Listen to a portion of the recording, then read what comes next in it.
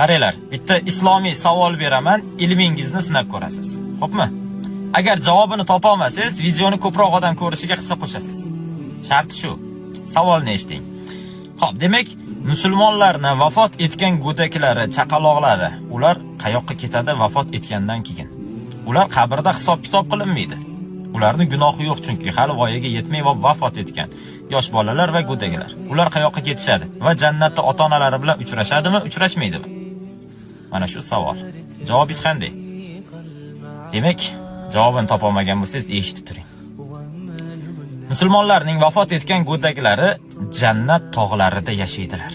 To ular qiyomat kuni ota-onalari bilan uchrashmagunga qadar Ibrohim alayhissalom va ayollari Sora onamizning qaramog'ida bo'ladilar.